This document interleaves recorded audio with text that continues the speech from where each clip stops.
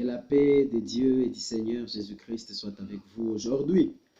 Nous allons proclamer la parole, Ésaïe chapitre 54, à partir du verset 7. Quelques instants je t'avais abandonné, mais avec une grande affection je t'accueillerai.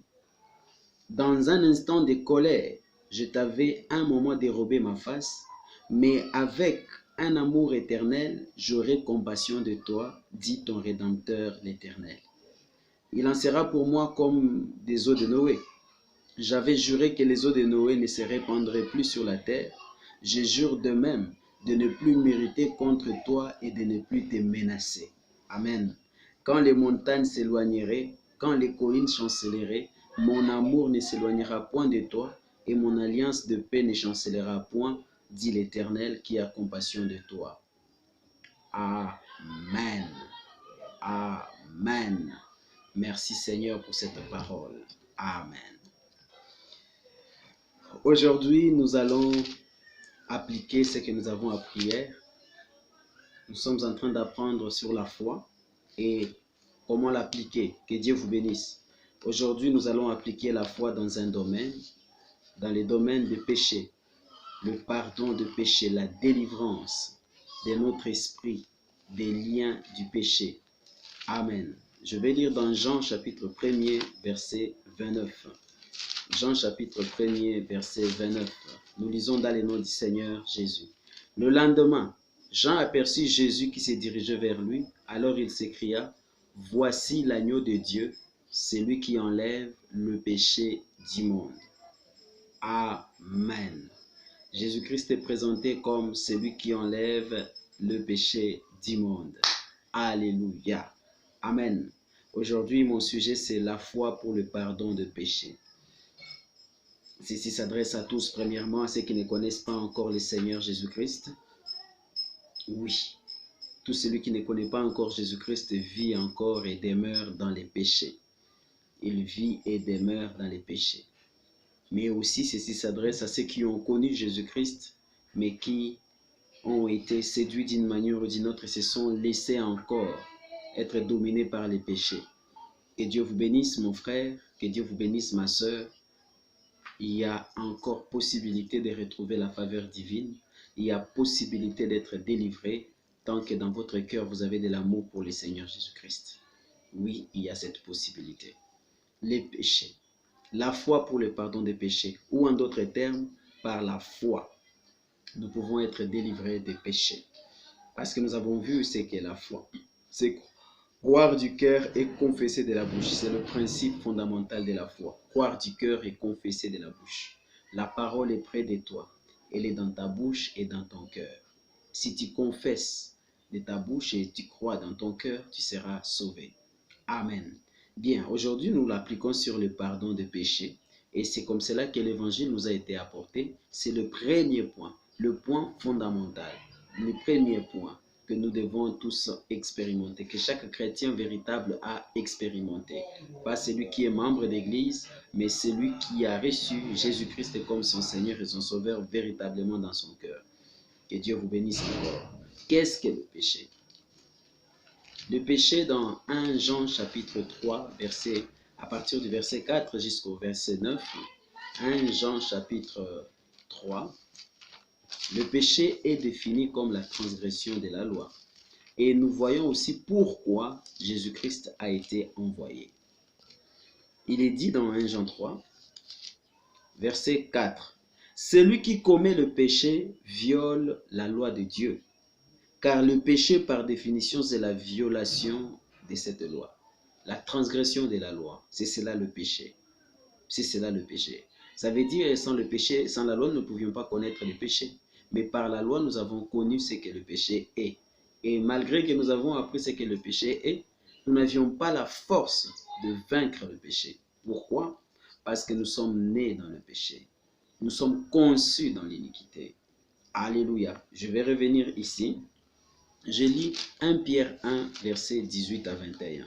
Vous allez voir que le péché est naturel pour l'homme. C'est une nature. C'est la première nature de l'homme. Le péché est dans son sang. Alors, voilà pourquoi c'est la première grâce dans l'évangile du Seigneur Jésus. le pardon des péchés. Et c'est par là que je devais aussi commencer. Le pardon des péchés. Je vais lire dans 1 verset 18. Je lis. Sachant que ce n'est pas par des choses périssables, par de l'argent ou de l'or, que vous avez été rachetés de la vaine manière de vivre que vous avez hérité de vos pères. Ah, on a été délivrés. Là, il s'adresse aux chrétiens, ceux qui ont déjà été délivrés. La bonne nouvelle est que mon frère, ma soeur, qui que vous soyez, quelle que soit votre religion, seul Jésus-Christ, ce n'est qu'en Jésus que vous pouvez expérimenter quelque chose, être délivré de la vaine manière de vivre que vous avez hérité de vos parents. J'ai hérité de mes pères, c'est dans le sang, la vaine manière de vivre, la manière dont j'ai vécu, dont j'ai mené ma vie jusqu'à ce que je reçoive Jésus-Christ comme mon Seigneur et mon Sauveur.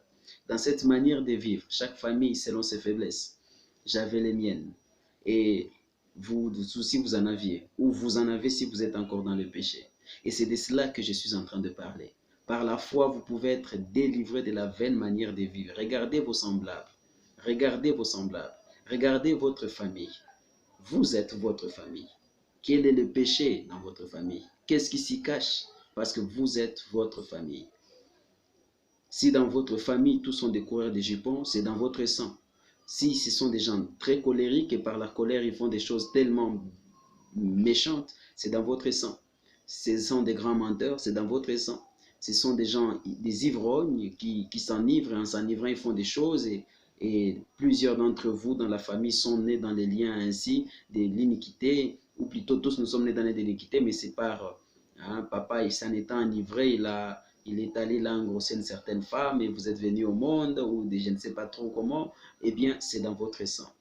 Vous avez 1000 chances de répéter la même chose. Et c'est comme ça que les péchés se transmettent de génération en génération. Et c'est comme ça que les péchés nous sont parvenus depuis Adam. Le péché d'Adam nous est parvenu jusqu'à aujourd'hui. Pourquoi? Parce que le péché est dans les sangs. Nous sommes vendus. Mais il est dit que ce n'est pas par de l'argent ou par de l'or que vous avez été rachetés de la vaine manière de vivre. La bonne nouvelle est qu'il y a une manière, il y a une possibilité d'être délivré. Amen. Vous allez voir dans certaines familles, vous êtes vraiment des gens très nerveux, des gens mélancoliques. Vous pouvez être intelligent, c'est bien ça, et généralement nous ne vantons que le beau côté positif de nos familles, mais les côtés négatifs, nous ne voulons jamais y toucher, nous ne voulons même pas en parler. Voyez-vous, si on touche cela, nous nous sentons touchés, vexés, mais c'est nous, effectivement c'est nous, et nous devons admettre cela afin de chercher réellement la délivrance. Alléluia. Et c'est en Jésus-Christ qu'il y a la délivrance, en lui seul. Amen. Je vais revenir ici. Je retourne d'abord dans 1 Jean 3. Je continue. Alléluia. Donc le péché, c'est la transgression de la loi et c'est dans le sang. C'est vraiment dans le sang. Donc par nature, l'homme est né pécheur. Il est né de manière, c'est un transgresseur. Voilà le vrai terme. Et vraiment, c'est un pécheur. Il ne peut pas vivre selon Dieu. Il ne peut pas marcher avec un Dieu juste, un Dieu saint.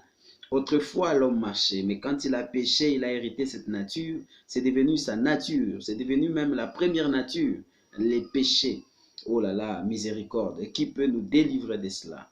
Dans d'autres, c'est l'orgueil. C'est dans les sangs, c'est dans la famille, c'est dans les sangs. Et c'est dans les sangs, mon ami. C'est dans les sangs.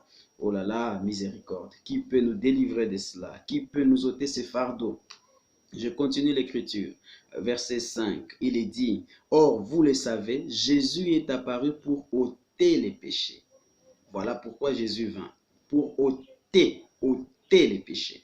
Et il n'y a pas de péchés en lui. Alors, je suis en train de vous apporter la bonne nouvelle. Cette parole de Dieu qui est près de vous. Si vous l'acceptez, alléluia, dans le cœur et que vous le confessez de la bouche, vous allez expérimenter le salut. Gloire au Seigneur. Celui qui commet le péché, on me dit que Jésus est venu pour ôter le péché. Il n'y a point de péché en lui. Par conséquent, celui qui demeure uni à lui ne pêche pas. Et celui qui pêche ne l'a jamais vu et ne l'a jamais connu. Quand on parle de péché ici, nous descendons encore. Il est dit, celui qui demeure en Jésus ne pêche pas. Jésus est venu pour ôter le péché. Voilà la grâce qui est donné en Jésus-Christ premièrement. Quiconque est en Jésus expérimente cette grâce. Amen, amen, amen. Il est dit, mes enfants, que personne ne vous trompe sur ce point. est juste celui qui fait ce qui est juste. Maintenant, quand nous acceptons Jésus-Christ comme notre Seigneur et notre Sauveur, nous sommes délivrés des liens du péché par la puissance de Dieu. Écoutez ça. Alors, et quand nous sommes délivrés, nous devenons justes pour mener une vie juste. On nous dit, est juste celui qui fait ce qui est juste, tout comme le Christ lui-même est juste. Celui qui s'adonne au péché appartient au diable. Voyez-vous? Car s'adonner au péché. Or, c'est cela la première nature de l'homme. Ainsi, l'homme par nature est fils du diable. Il était fils de Dieu, il s'est vendu au diable. Alors, il a fallu une rédemption. Celui qui s'adonne au péché appartient au diable, car le diable pêche dès les commencements. Or, le Fils de Dieu est précisément apparu pour détruire les œuvres du diable. Alléluia. Voilà pourquoi Jésus est venu ôter le péché, détruire les œuvres du diable. Et quelle est la première œuvre du diable? Le péché. Et c'est cela sa sémence, si vous voulez. C'est la sémence du diable. C'est cela la sémence. Oh, celui qui est né de Dieu ne s'adonne pas au péché, car la vie qui vient de Dieu a été implantée en lui et demeure en lui. Il ne peut pas continuer à pécher puisqu'il est né de Dieu.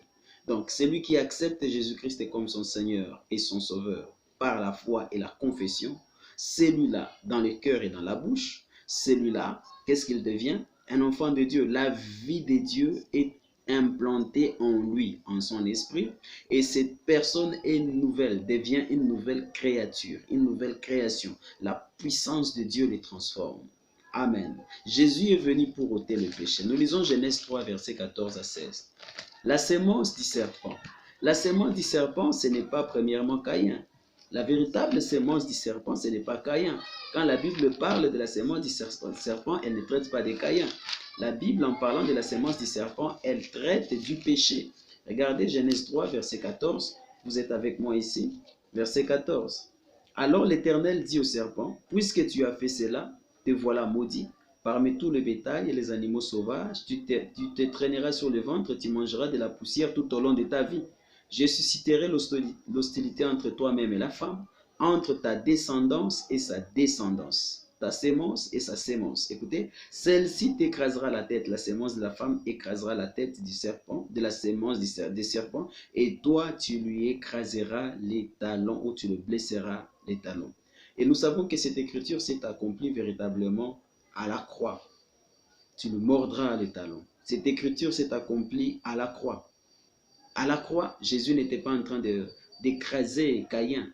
Non, il écrasait la sémence. La sémence, le diable a implanté dans l'homme sa sémence au travers du serpent, le mensonge du serpent. Il a amené l'homme à briser la loi qui lui avait été donnée de la part de Dieu. Tu ne mangeras pas de l'arbre qui était au milieu du jardin.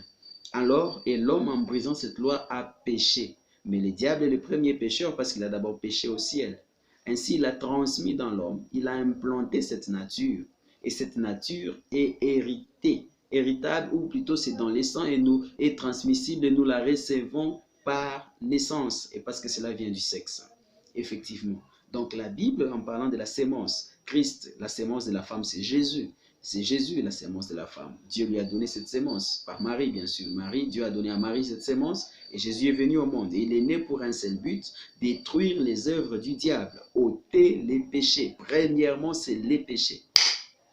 L'évangile des apôtres, c'est celui-là. La bonne nouvelle du Seigneur Jésus-Christ, c'est celui-là. C'est que premièrement, le pardon de péché doit être prêché, annoncé. Que Dieu soit béni. Amen. Alors la foi pour le pardon des péchés est simple. Il s'agit simplement d'accepter cette bonne parole de Jésus-Christ. Alléluia, cette bonne nouvelle, la prédication de Jésus-Christ qui premièrement nous affranchit du péché. Vous connaîtrez la vérité, elle vous affranchira. Jésus est né virginalement pour qu'il puisse mourir et verser son sang. Je reviens à 1 Pierre 3 et je vais terminer. Alléluia. Et donner l'occasion à quiconque est encore dans les liens du péché. Nous allons y demeurer. Nous, ce n'est pas aujourd'hui, c'est une faction et prochainement on en apportera encore. On va rester d'abord ici. Que Dieu puisse accorder à ceux qui n'ont pas encore expérimenté cette grâce de l'expérimenter. Tout est grâce. Amen. Au lieu de vous battre, de vous débattre, à vous changer, à vous transformer, acceptez Jésus-Christ simplement. Lui a le pouvoir par son sang Il a déjà payé les prix d'ailleurs. Écoutez, 1 Pierre 1, je continue le verset 19. Pour être délivré, il avait fallu, il dit, nous avons été délivrés, mais par les sangs précieux de Christ, notre rédemption. C'est par les sangs précieux de Christ, comme d'un agneau, sans défaut et sans tache. Prédestiné avant la fondation du monde et manifesté à la fin des temps à cause de vous, qui par lui croyez en Dieu, en croyant en Jésus, c'est en Dieu que vous croyez, lequel l'a ressuscité de mort et lui a donné la gloire, en sorte que votre foi et votre espérance reposent sur Dieu. Amen. Jésus-Christ est mort à la croix pour nos péchés. Il a ôté les péchés du monde. Comment l'a-t-il ôté? Par un simple acte. Il a accepté de porter nos péchés à la croix. Il est mort comme pécheur, sous l'étiquette d'un pécheur, un vil pécheur. Et souvenez-vous que ce jour-là, il a pris la place de Barabbas. La croix du milieu était destinée donc à Barabbas. Mais Jésus-Christ a pris la place de Barabbas. Barabbas était l'homme le plus vil. Quand Dieu a voulu représenter, c'est représenté sur terre, c'est Jésus-Christ, l'homme saint, le plus saint, le juste. Il est appelé mon serviteur le juste. Et quand Dieu a choisi qui devait représenter la nature pécheresse de l'homme, alléluia, c'était Barabbas, le criminel, le méchant, les sorciers, les voleurs, les cupides, les violeurs. Qu'est-ce qu'il n'a pas fait? L'homme tatoué jusqu'aux dents, qu'est-ce qu'il était? Son visage vous donne de la crainte rien qu'à les regarder, une peur là. Mais Jésus a pris la place de Barabbas. Barabbas te représentait, me représentait. Peut-être tu vas dire, je n'ai jamais tué. Mais quand Dieu a voulu te représenter, c'est Barabbas qui te représente. Tu es criminel. J'étais criminel. Tu étais criminel si tu as déjà cru en Jésus-Christ. Quiconque n'a pas encore cru en Jésus est criminel. Vous êtes criminel. Acceptez, je suis criminel. Et acceptez, Jésus est juste. Maintenant, c'est simple. Acceptez dans votre cœur que Jésus-Christ a pris votre place. Je vais terminer avec cette écriture et on va encore continuer et dans chaque tranche permettre à quiconque n'a pas encore expérimenté le pardon de péché de l'expérimenter. Alléluia. Alors quand vous acceptez que Jésus-Christ a pris votre place à la croix, alors vous prenez sa place. Il est mort comme pécheur, mais quand il est ressuscité, Dieu l'a justifié. Dieu a reconnu. Il a regardé Jésus. Il a regardé encore son cas. Les hommes l'ont traité pour le plus vil des pécheurs. Les hommes ont dit qu'il blasphème d'après leur connaissance de la loi. Quand ce même problème est passé devant Dieu, après 3 jours, la justice de Dieu a été satisfaite et Dieu a dit quoi? Je ne te condamne pas mon fils, tu avais raison. Alors Dieu l'a justifié. Qu'est-ce qu'il a fait? Il l'a ressuscité d'entre les morts. Et en relevant Jésus d'entre les morts, quiconque s'identifie à Jésus dans la mort, il va aussi le suivre dans la résurrection. Voilà pourquoi, si tu acceptes maintenant même que Jésus-Christ est mort pour tes péchés, de la même manière, et tu crois dans ton cœur que Dieu l'a ressuscité de mort, alors qu'est-ce qui va se passer? Tu vas ressusciter, tu vas sortir, tu vas avoir une nouveauté de vie, tu vas expérimenter quelque chose de glorieux. C'est dans 2 Corinthiens 5, je lis le verset 17. Ainsi, celui qui est uni au Christ est une nouvelle créature. S'unir à Jésus. Comment nous nous unissons en lui? En reconnaissant que nous sommes pécheurs. Je m'identifie à Jésus à la croix. Et puis, je continue. Et je m'unis à Jésus dans la mort. Donc, j'accepte de mourir à mon vieux moi. J'accepte à mourir au péché. Ainsi, celui qui est uni au Christ est une nouvelle créature. Ce qui est ancien a disparu. Voici, ce qui est nouveau est déjà là. Toute chose devient nouvelle. Ainsi, vous allez expérimenter par la résurrection de Jésus-Christ d'entre les morts, vous allez expérimenter la nouvelle création, la nouvelle vie, une nouvelle nature, la nature d'enfant de Dieu. Vous l'acceptez? Priez avec moi. Vous dites, Père, j'accepte aujourd'hui Jésus-Christ comme mon Seigneur. Je crois que tu l'as ressuscité des morts. Tu l'as justifié, ainsi tu l'as ressuscité des morts. Je crois qu'il a été ressuscité pour ma justification. Moi aussi, j'accepte. Jésus-Christ a pris ma place. Dès aujourd'hui, je meurs. Ma vieille nature meurt et j'accepte la nouvelle nature. Je crois que tu l'as ressuscité des morts. Ainsi, je crois que tu me ressuscites. Dès aujourd'hui, au nom de Jésus-Christ. Amen. Vous êtes devenu une nouvelle créature. Sentez dans votre cœur vous allez sentir la paix. Un déchirement, mais aussi directement une paix. Vous êtes enfant de Dieu. Trouvez-vous une église chrétienne qui croit en l'évangile. Je vous conseillerais de vous écarter de toute église qui prétend ou on prétend qu'un certain homme est vraiment spécial. Trouvez une église humble, des gens qui croient dans le Seigneur Jésus, qui marchent dans la puissance de Dieu. Alléluia, par le Saint-Esprit. Où que vous soyez, que Dieu vous bénisse, que la paix de Dieu soit avec vous. Amen, amen, amen. Si vous êtes près de nous, vous êtes dans la ville ici, vous pouvez nous contacter, nous allons vous aider par rapport au milieu où vous êtes, à trouver une église où on croit en Jésus-Christ et où on vénère Dieu par Jésus-Christ notre Seigneur. Que la paix de Dieu soit avec vous. Amen.